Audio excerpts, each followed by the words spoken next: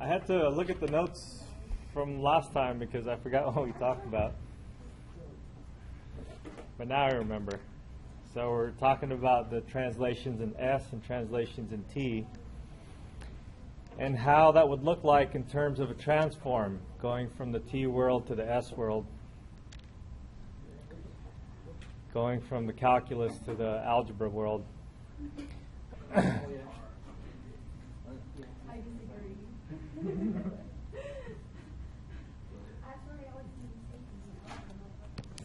All right, they defined a function that's zero if you have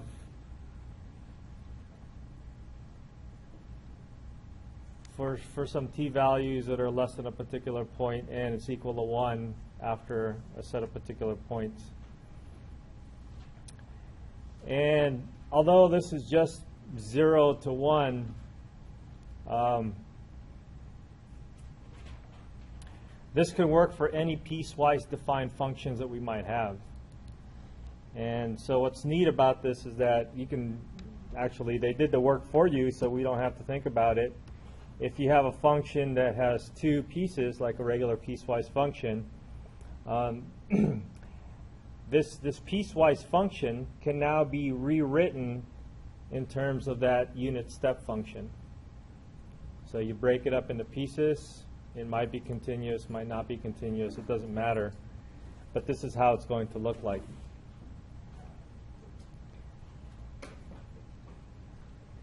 So I don't know if you guys care to see a picture of this, but I took it in a graphing calculator and I defined a piecewise function in graphing calculator that's just 0 and 1.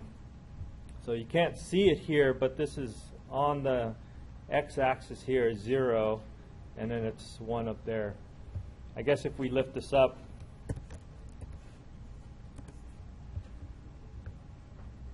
you can see that function right here would actually be 0 and then 1. So what's the use of that function? A function like this can be broken up in pieces, like I mentioned.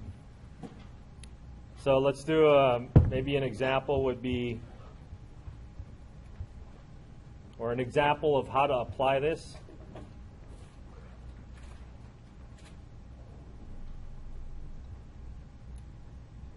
What am I doing? Let's suppose we want a function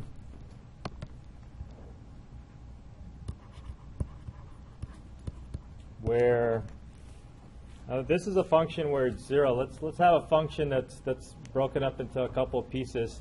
Let's say it's equal to the sine function when t goes from 0 to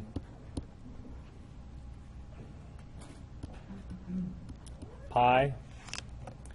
And then let's say after that it does something else weird. So let's define another function like just t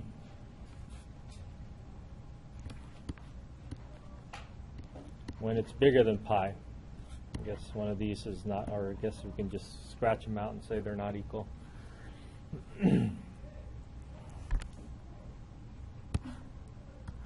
And we don't need to, for these problems, if we're looking at this as functions of time, we don't usually look at negative time.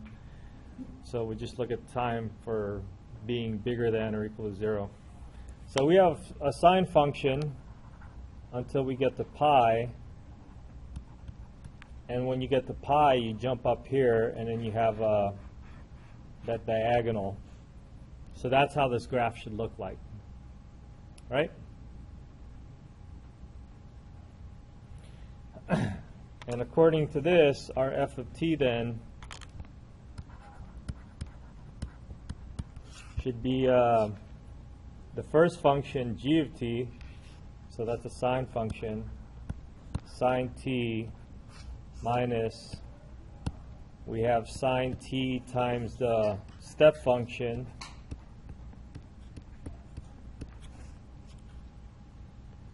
plus And then we have the second function, which is just t times u of t minus pi.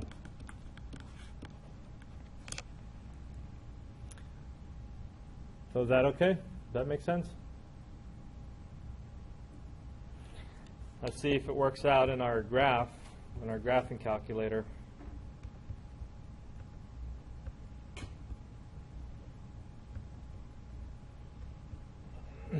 So my step function is f instead of u, and then my variable is x instead of t, because that's how this works. So it's a sine t minus sine t times the step function. Oh, I can't use t, I have to use x, sorry. Sine x minus sine x times f, times f of x minus pi plus the second function t times f x, and then this is x minus pi also. So let's see if this is something that's reasonable. Well, we don't have any mention about what's going on less than 0, so let's just ignore the left side. Here's the sine function, and then here's that line over here. And so minus this vertical line, which shouldn't exist for functions, vertical line test and all.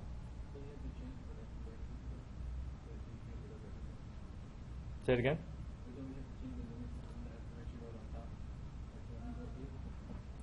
Oh, no, this is just how the heaviside function is defined. And so we're changing it. We're using this x minus a to change it, to make a shift. So right around pi, 3.14 is where you get that jump. Okay?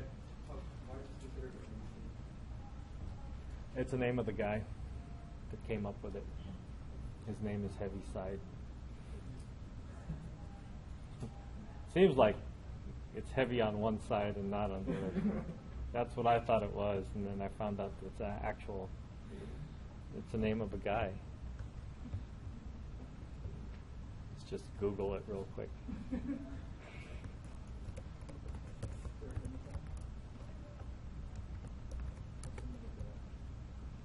Probably.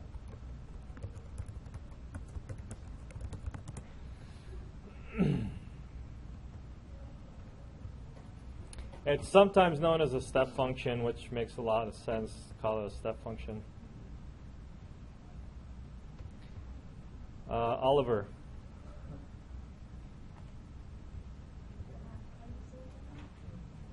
Heaviside? What?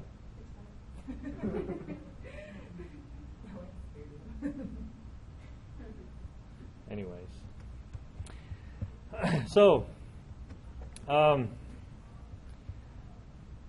So I saw this problem in the book I thought was interesting, and that would actually use a function like this. And all these things that we've been talking about, all the shifts and all that stuff, can be applied to these spring functions and more functions too. But since I didn't talk about circuits and stuff like that, let's just focus on the spring functions, or the spring differential equations. Geez, you guys remember how to do spring? All right. Good.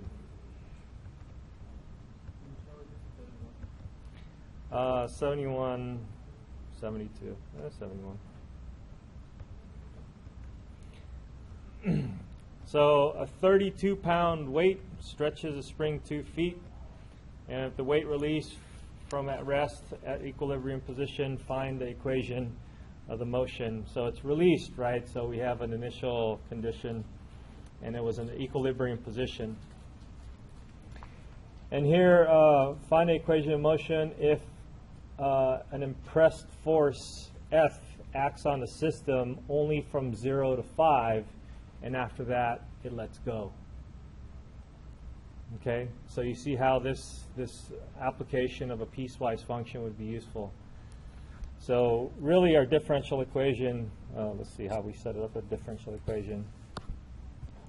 Our differential equation gets set up with a, what is it, m y double prime plus some beta y prime plus the spring constant times y is equal to 0 if it's just going to be let go, or there's some external force out here. So let's find out all information that we need. Remember that pounds is a weight, and so the mass is in slugs. It's like weight divided by gravity or something like that. So it looks, mass is going to be 1 slug. It doesn't say anything about a damping force. Ignore any damping forces, so beta is equal to 0. That's nice. The thing was stretched out 2 feet when we put this weight on. And so what's K?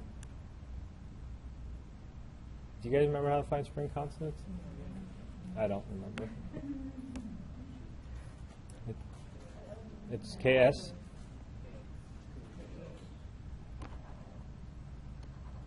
What?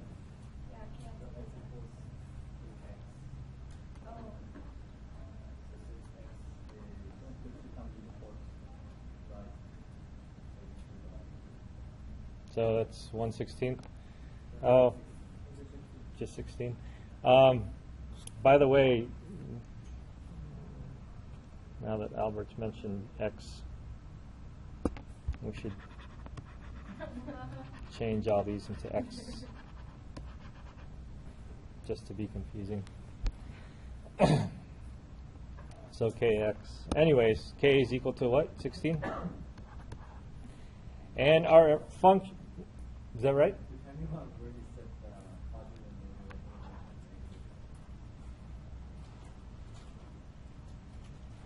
So let's do what we've done before. The spring pulls down, so gravity is positive, so this is positive. So that still should be positive 16, right? Yeah?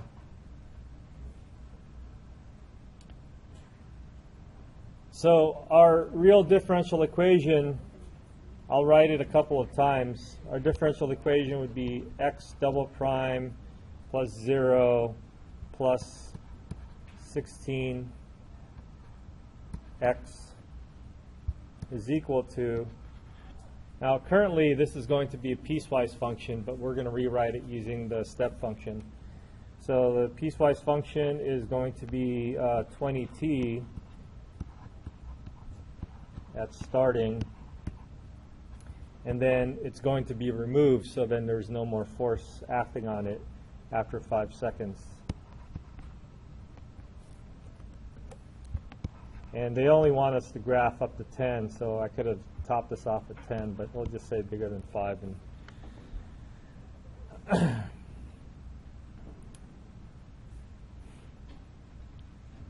okay, so now that we got our idea for our piecewise function, we're going to rewrite our piecewise function as a step function.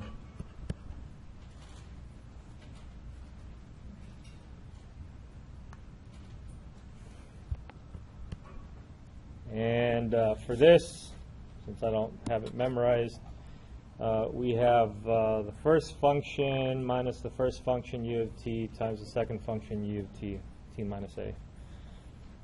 So it's the first function, 20t, minus its first function, 20t, times the step, t minus 5. That's where it changes.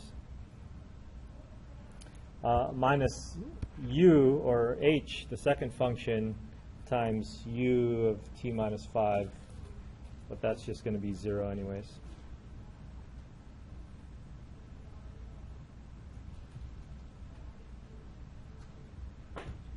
So this is now our differential equation rewritten so that we can ready to take the Laplace of this.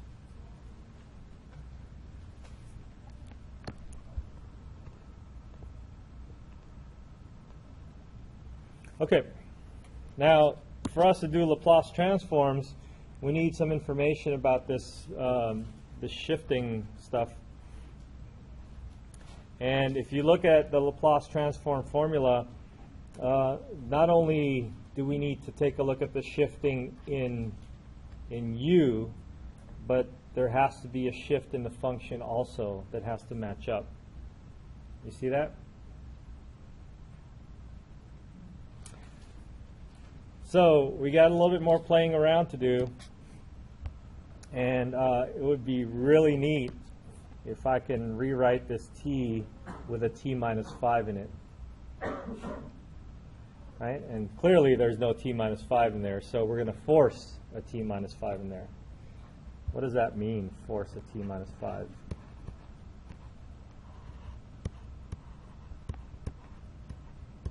Well, it's the same thing we did before. We're going to add and subtract some value, and that adding and subtracting of some value is going to go within here.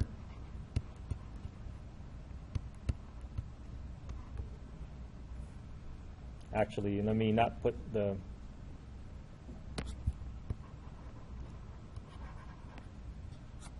So what I want to do is, I'm going to rewrite that again, but for now I just want to look at it. This is what we have, 20t times u of t. Now, within the 20t and still going to be multiplying u of t, I wanted to have a t minus 5 in there. So I'm going to have a t minus 5 in here, but I have essentially added a what? I added a negative 5 times 20, right? So if I added a negative 5 times 20, I need to subtract a negative 5 times 20, which is adding 100, right? 5 times 20, 100?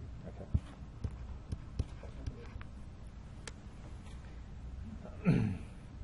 Is this good so far? So that could well be the most difficult part of the problem. Well, I don't know. When we go to the S world, we'll see more interesting challenges. What? Forcing. No, because forcing is like a forcing function. I don't know. Let's name it. Well, what should we call this step where we add and subtract something? Recite. How about the adding and subtracting something?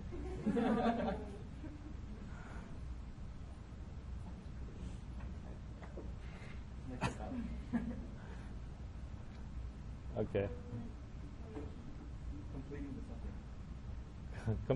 It's like completing the square, right? I mean, we talked about completing the square before. It's like completing the square. So, balancing. All right. Whatever you want to call it, write it down on your paper. And whenever I say add and subtract something, you just think in your head whatever you wrote down on your paper. The point of this is the next step. We're going to distribute the u of t minus 5 so that we have 20 t minus 5 u t minus 5. And then here the negative sign here and 100 positive will become negative 100.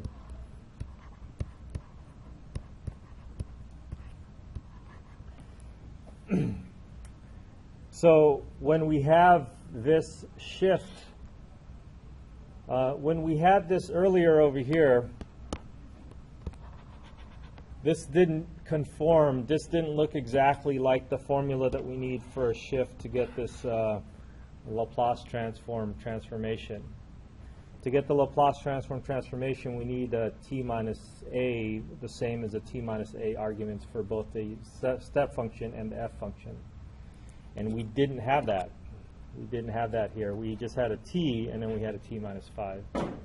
So what we're doing is we're forcing a t minus 5. But in forcing a t minus 5, we're going to change the expression, so we need to add, subtract, so that we don't change the expression.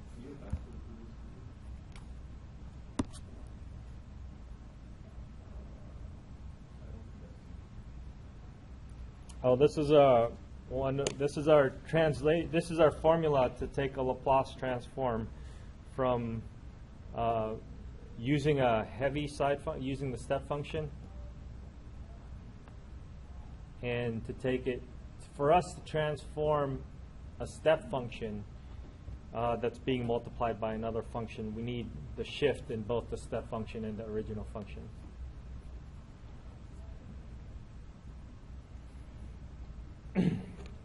All right. So let's transform this.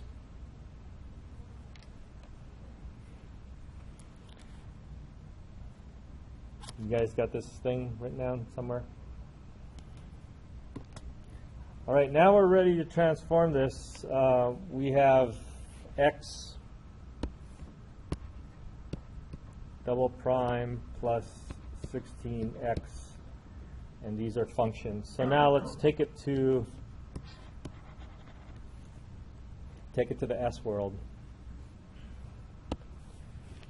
Now remember, the second derivative for the S world is going to be s squared times the function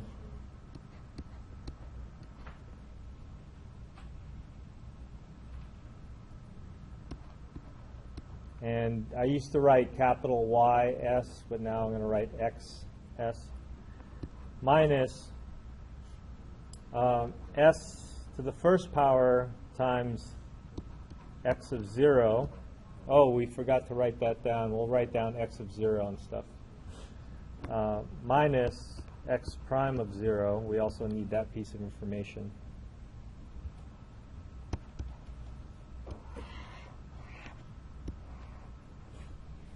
So our derivative gets transformed into this.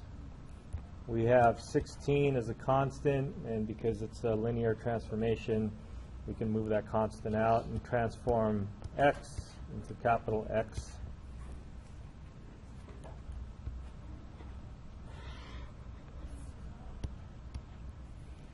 Is equal to 20t. Now 20 is a constant. T gets transformed into, do you remember what t gets transformed into? 1 over s. 1 over s. I think 1 over s is 1. 1 over s squared is What? I think 1 over s is 1 constant. Oh, Yeah. so this is a t. We don't know. So 1 over s squared. I forgot about that t. Okay, so it's 20 times 1 over s squared. That's how that gets transformed. Now this is where we get to use the theorem. There's a 20 sitting out here. Let's just leave that 20 out.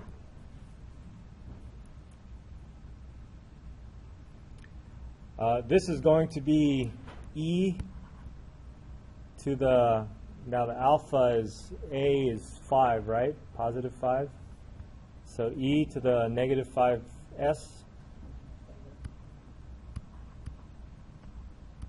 should be negative, right? Because this is considered positive. Oh, I forgot to change my s's to make it look like not 5s.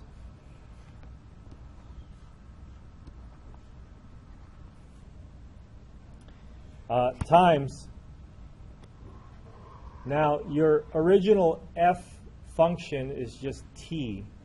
There's a t minus 5 that shifted it, but your original little f function in this case is t. So what was the transform for the t again? 1 over s squared. So that's this business right here.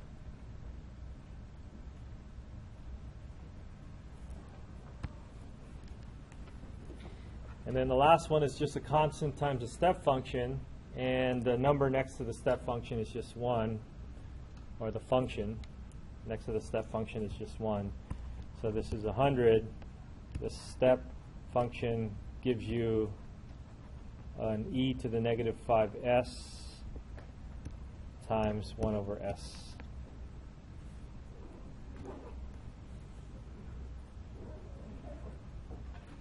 Okay.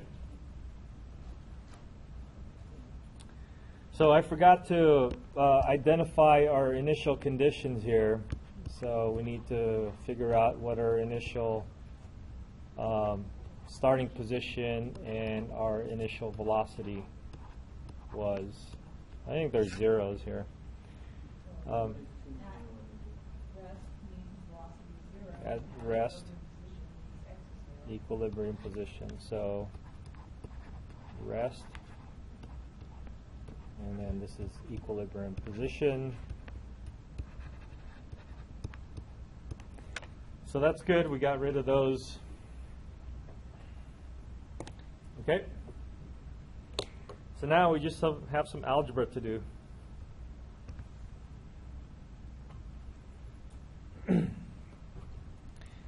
Let's do some algebra. So this is 0. This is 0 from the initial conditions.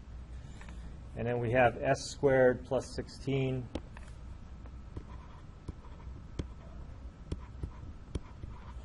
And we're going to divide out. And then on the other side, I'd be interested in collecting the exponential functions. And we can do so by finding common denominators as well. So this 20s squared doesn't look like it's going to play too much of a part in this combining these two. Now, if I want to have common denominators, I would multiply this by s over s.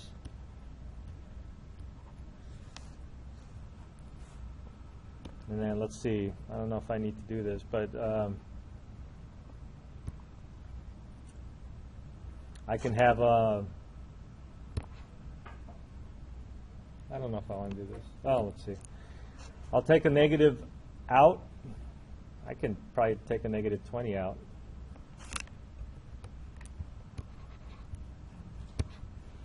And then this would just be 1 s squared, and then a negative 5s, and then I have the e to the negative 5s over s squared after we found common denominators.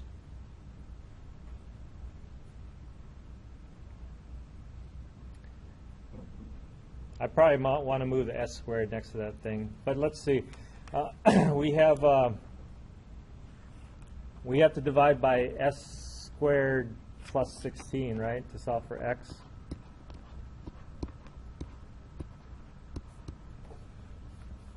So I have a 20 s squared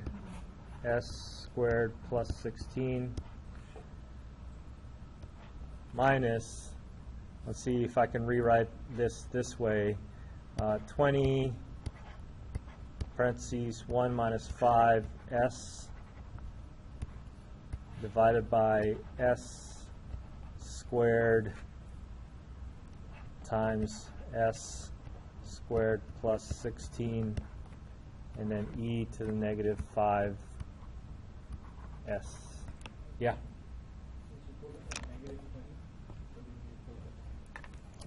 Pulled out a negative 20, yeah, so this should be positive, right? Thank you.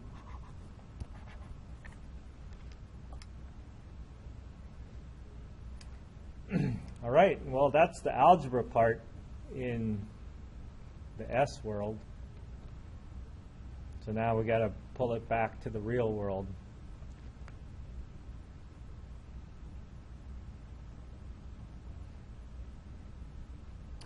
So essentially what happens here is that we have two problems now to pull back. We have one problem that has an e to the negative 5s, and we have one expression that does not have an e to the negative 5s. And we want to keep that separate because we won't, when we pull it back, the thing that has an e to the negative 5s gets pulled back as part of a step function, and then the other one is just going to be another function laying out. So that's what we need to do. We need to treat this as two separate problems to pull back. So, and we're still, technically we're still in the S world, but we want to make it look like an expression that we can handle.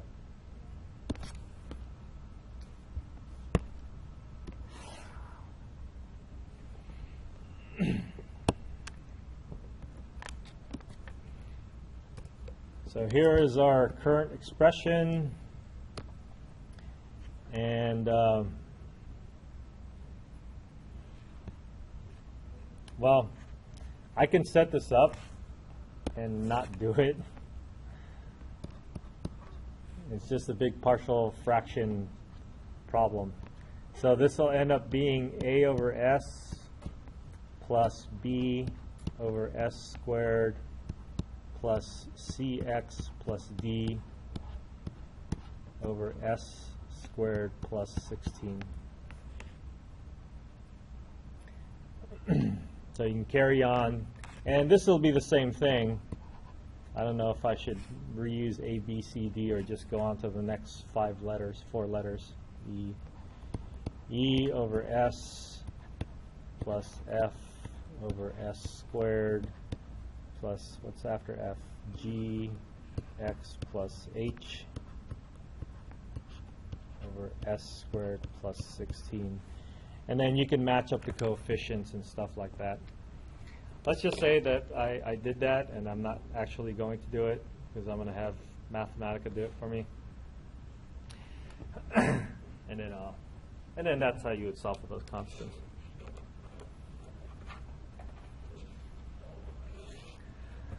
So if you guys are studying in the Learning Center and people are doing some Calc 2 and stuck on a partial fractions problem, you should step in and say, hey, let me help you, just so you can get more practice.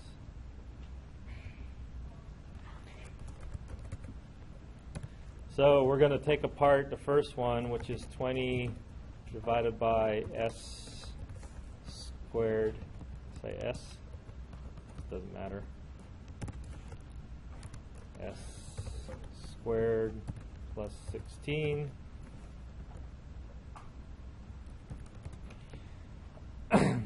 So it looks like the A term would be 0, the B would be like 5/4, and C would be negative 5/4. C would be 0, D would be negative 5/4. And then the other one is very similar. We're going to take this apart. Where is it?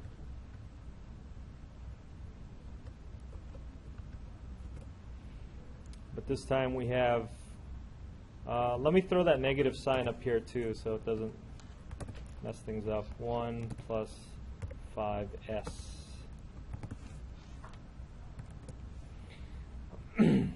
All right, got it.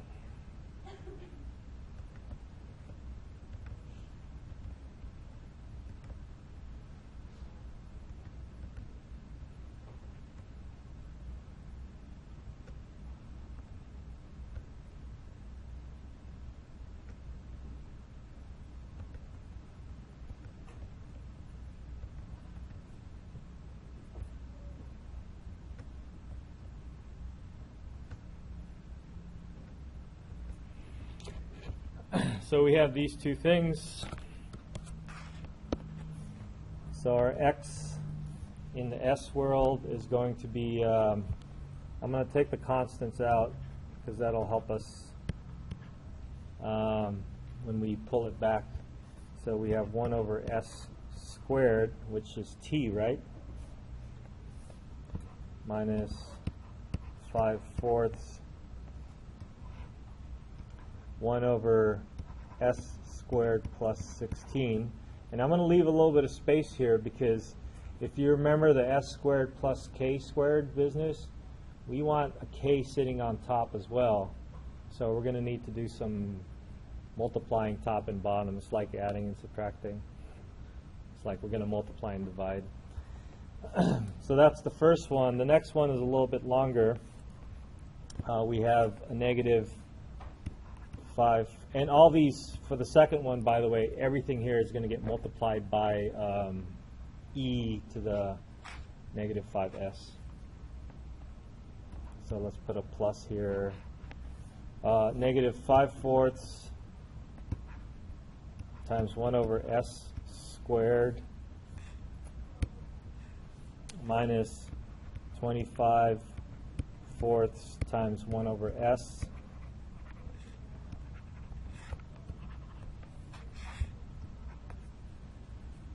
And then this one, I think I would like to break this apart to two different fractions. And this is a plus, right? And this is a plus 5/4, a little bit of space here. 1 over 16 plus, or s squared plus 16.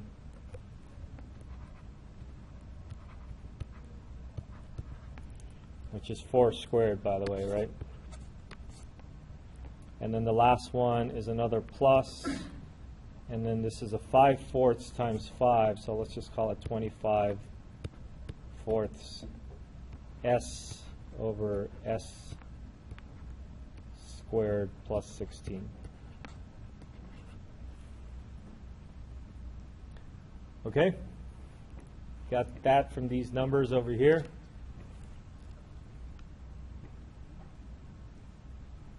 All right, let's clean up some of these issues where we have an s squared plus k squared, and k is equal to 4 in this case. In this case, I want a k up on top also. So I will multiply this by 4 on top and multiply it by 4 in the bottom. So now I have, is this a sine or a cosine? Sine. So the k divided by s squared plus k squared in your list is a sine. So this will be sine 4t. T. 4t. Okay, this one, same issue. We'll do the 4 divided by 4. And this one's already set because it's just an s, and this is a cosine. All right, transform it back. So our x of t, our answer, is equal to,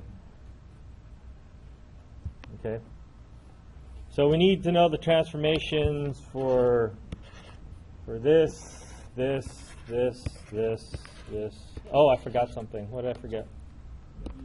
Yeah, the e to the negative 5s. So that means everything in the bracket here will have a u.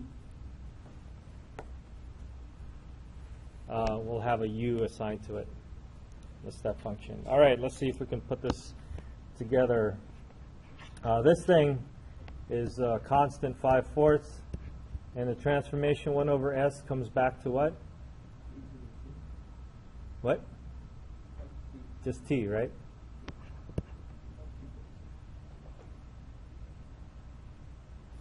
Minus, this is 5 over 16.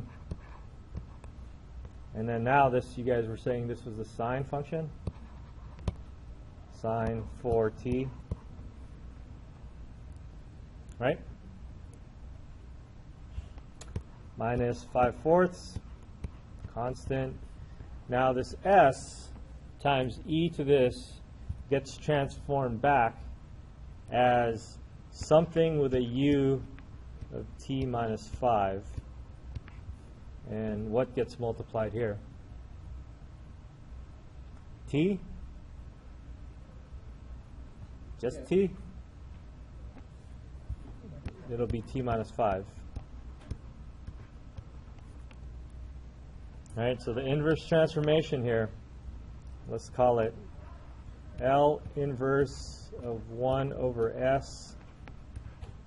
1 over s squared is equal to t.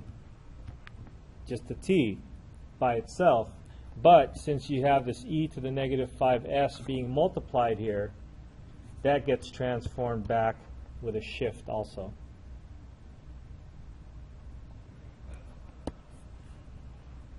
Okay?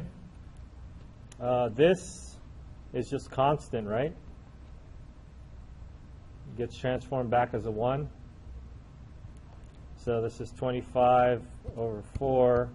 1, there's no shifting with the constant. So this is just u t minus 5.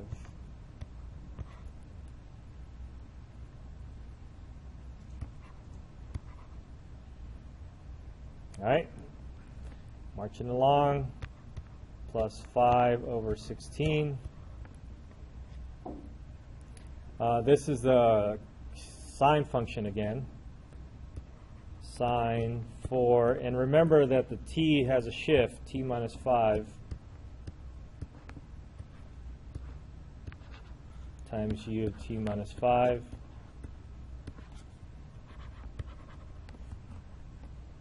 And we have one more term, plus 25 over 4, and this is a cosine of 4t, but remember that there's a shift, t minus 5, and then u t minus 5.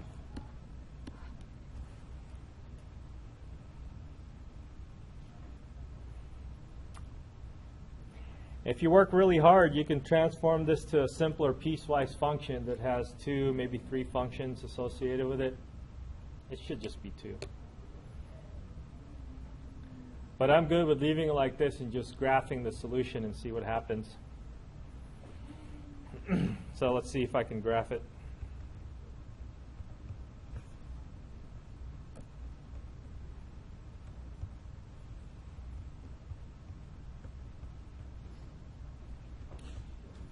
So given that my step function is f, and remember that these are all x's, let's see how this is going to work out. We get a 5/4 t, or x, minus 5 over 16 sine 4t, or 4x. This is where the shift starts happening. So we have minus 5/4 x minus 5, the u function, which is in this case,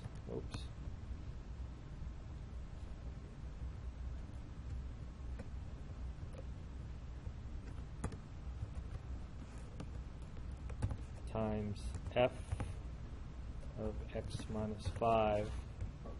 That's this one. The next one is minus 25 over 4 f x minus 5, and then we have a plus 5 over 16, and this is a sine 4 t minus 5 times f of t minus 5, plus the last one is 25 over 4 cosine 4 parentheses t minus 5, and then the u function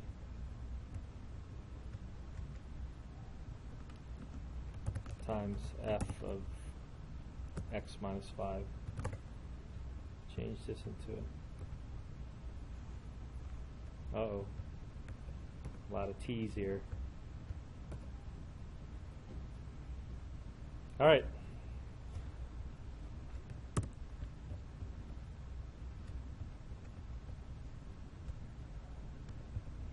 Now let's see if this makes sense.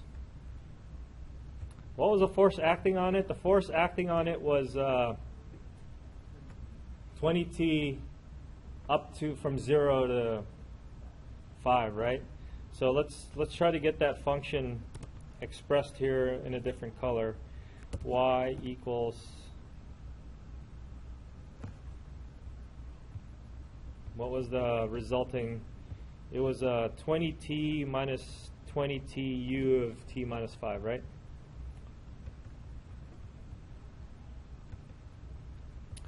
So this is 20x minus 20x times u x minus 5.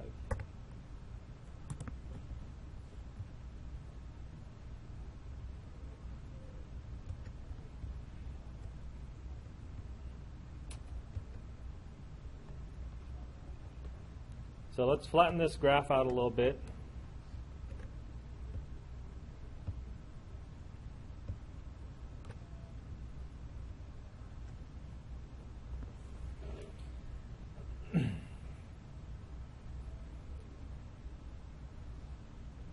I expected this graph to be a little bit higher.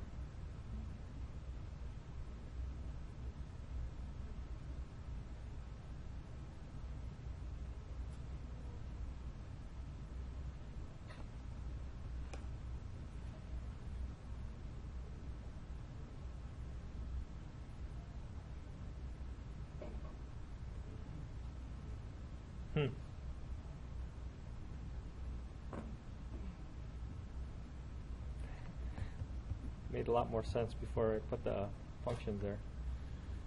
22.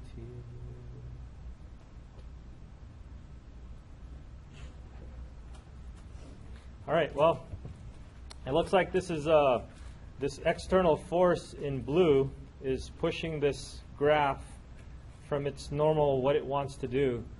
So if you looked at the graph, it was x double prime plus 16x, which is just going to be an oscillating function, right? If it was homogeneous, but there's an external force that's applied to it, and that external force is pushing the graph to go up instead of its normal form of just waving back and forth. It's pushing its form to go up, and then after 5 seconds, there's no more force. So without that force, it's going to start following what it normally would have done if there wasn't any force to begin with.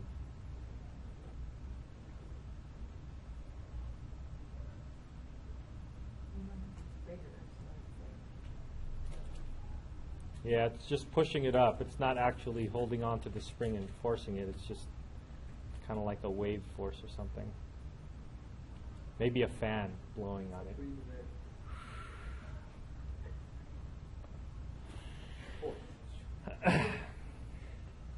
Okay, well, that was number 17. I think we had solutions to this, right? Or 71. This is number 71. Answers to odd number problems. What section is this?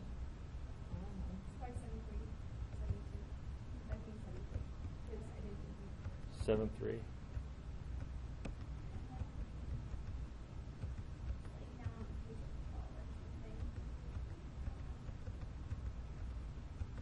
Oh, look at the answers for chapter 6.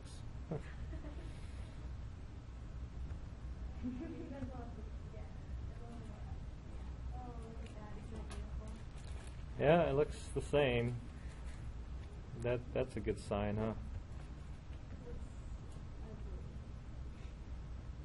No, it looks 25 fourths, yeah. All right, that looks good. Oh, that was rough. So the hard part could conceivably be the well, let's try to see what hard parts could happen. where the difficulties might happen. So the first part over here, well, setting up the differential equation is hard to begin with. After that, you get this piecewise function, and then writing it in terms of the step function. One?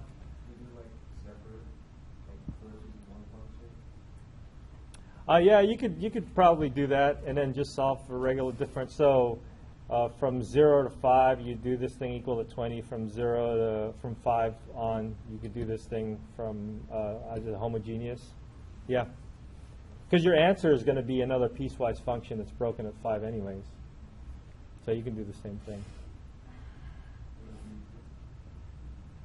Maybe. You see where he's getting at? What's the use for the Laplace transform if they can do alternative methods? I think that's... You could use a Laplace transform, but you Yeah, you're kind of forced to use a unit step function to do the Laplace transform, yeah. But so what he's saying is that can't you break this up to two problems? I think that's what you're saying. X double prime plus 16x is equal to 20t. You know, in undetermined coefficient, variation of parameters would solve for this. X double prime plus 16x is equal to 0. So that's even easier.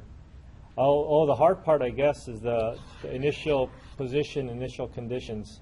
This would apply to this when t is equal to 0, but then when you start looking at this thing, these things happen when t is equal to 0, but this is 0 when t is equal to 5. So if you can get your initial conditions from your solution from the first one, then you can apply it to the second one.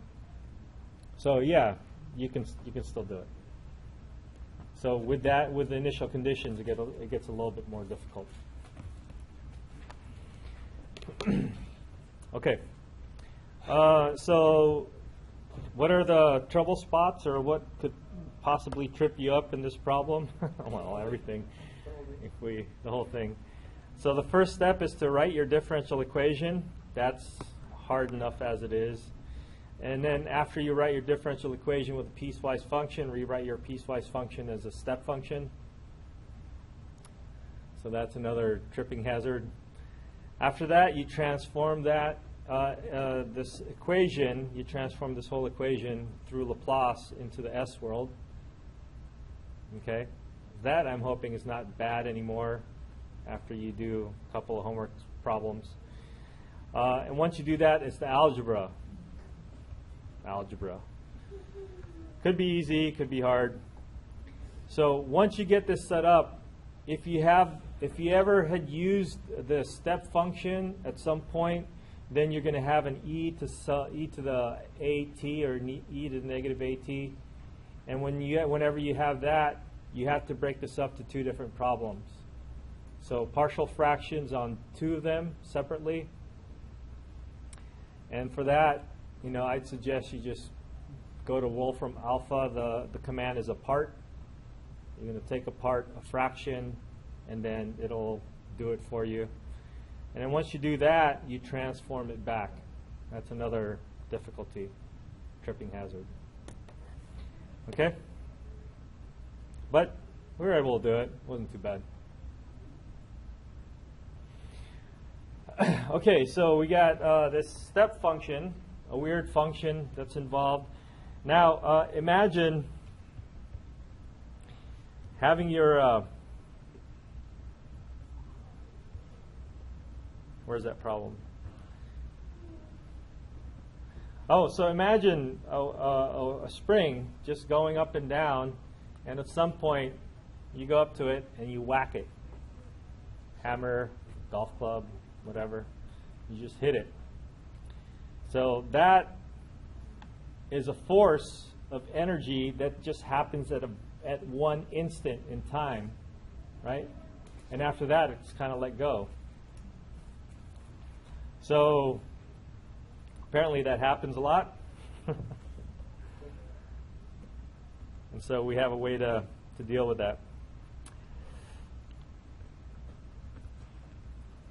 Oh, convolution, what? Oh yeah, I'm going to skip over this. Oh, I don't have any more notes.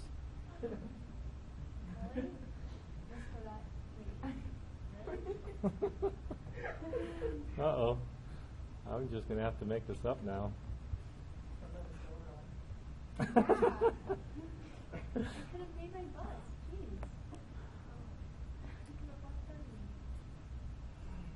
All right.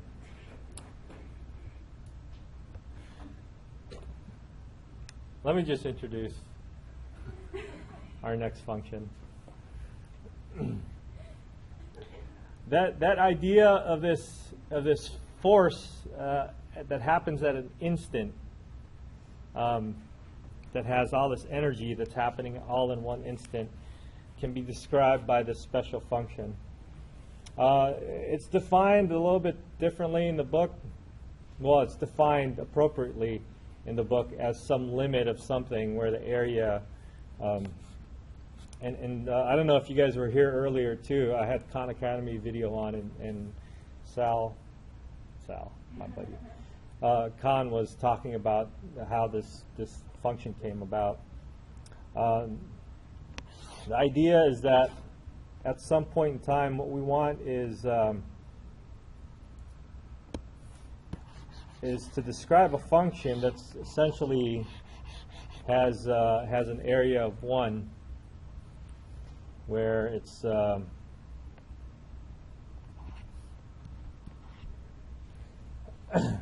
where if you integrate this function, let's call this function dc. I don't know. dc of t. And we need a requirement that if we integrate this from minus infinity to infinity, this function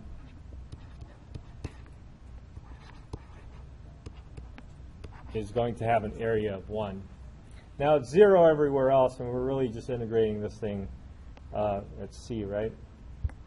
So then the height of this thing should be, what is it, 1 over 2c?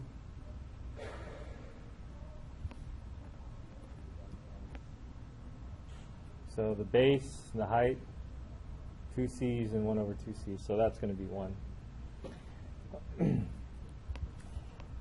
And then so this is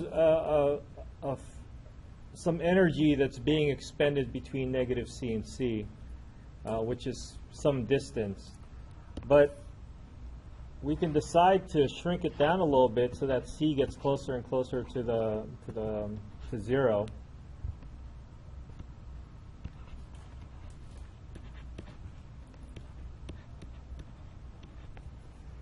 We'll still have the area of this thing to be equal to 1, but then your force, your energy is concentrated to a closer set of values here.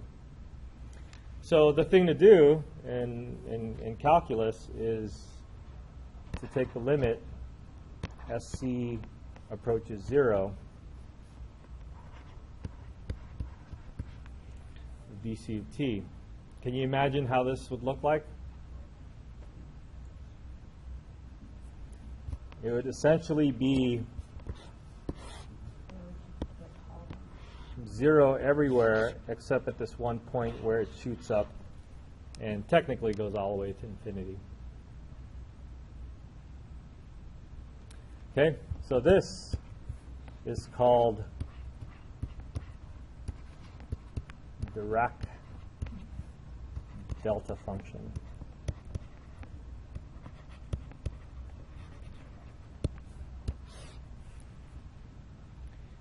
And that is that idea of this force being applied to something at one instant in time.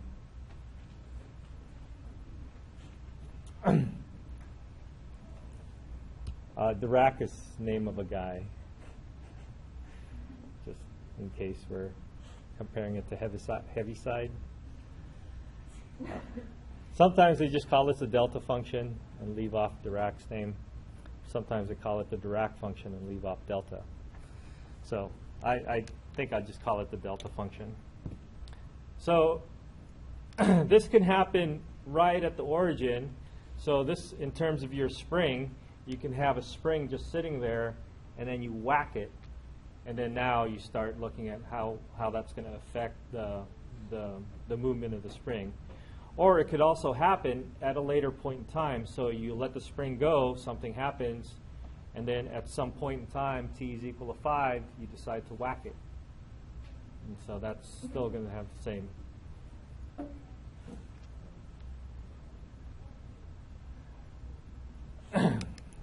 So could be sometime in the future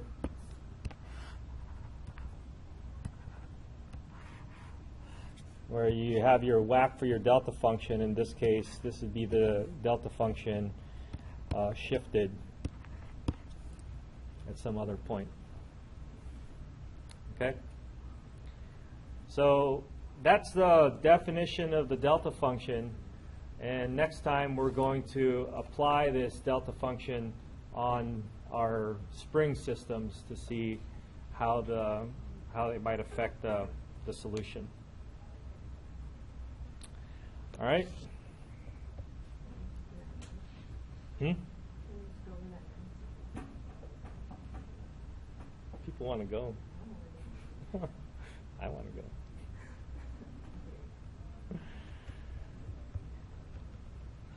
All right, since I don't have any more notes, I suppose I should stop here. But instead of giving you a quiz in class, which is what I threatened to do, which is probably why I have so many people here, half the class, I decided to give you a quiz online where you just download it, do it by hand, and submit it to me. And since you get to do the quiz online, download it, do it by hand, and submit it to me, I decided to give you 2. So, quiz number 7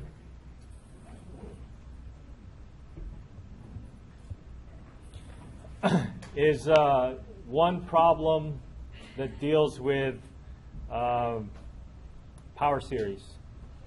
So we kind of left power series alone for a while, but you're going to be expected to know some power series on the test.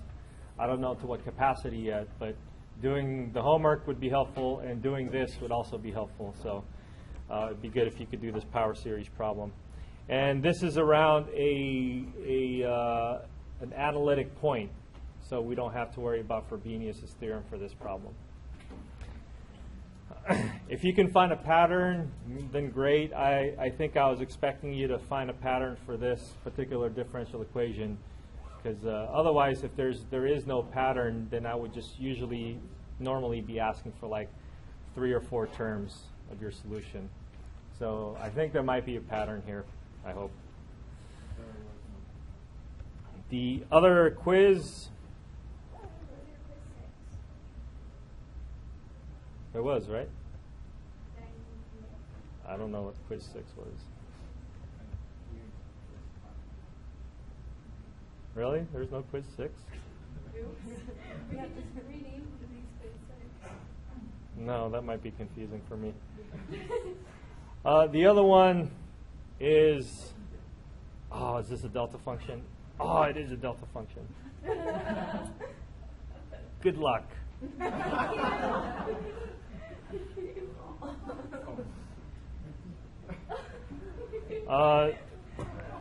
The delta function. All you really have to do is do the transformation. I'll put the transformation up, because everything else is the same, and the other side would just be a transformation. You do the same kind of work. Okay. So, what is it? What is a transformation? I don't know. Let's look it up.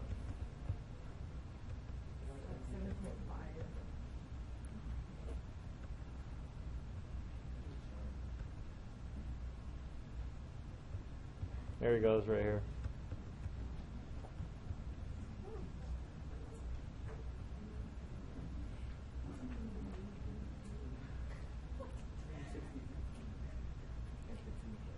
So, page 63, was that it? Was that right? 363? Okay. Oh, 313, page 313.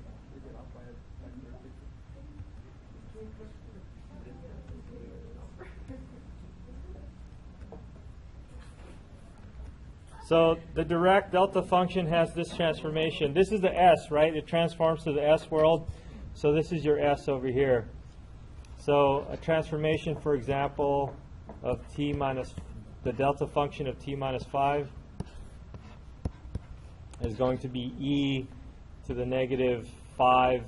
That's the t naught, and then the S. Okay?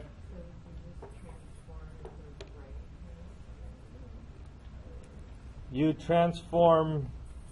So, yeah, well, for the problem on the quiz, then you have the left-hand side with the second derivative, first derivative, so you do the transformation regularly for that. And then the right-hand side would be this. That's it. So what happens is that this is, does this look familiar? What's this look like? The step function. So if you're going to transform this back, you're going to have a step function. And that makes sense because if your spring is doing whatever it's doing for 5 seconds, so it's doing whatever it's doing for 5 seconds, and then at 5 seconds you decide to hit it, right? You whack it, and then now it displaces, and so now it's going to follow a new pattern until it settles back down again. So this, your resulting function will be a step function, will include a step function where it's doing something, and then after the hit, something else is going to happen. All right? Okay, I think that's good. You guys can work it out. So see you guys on Happy Thanksgiving. See you guys next week.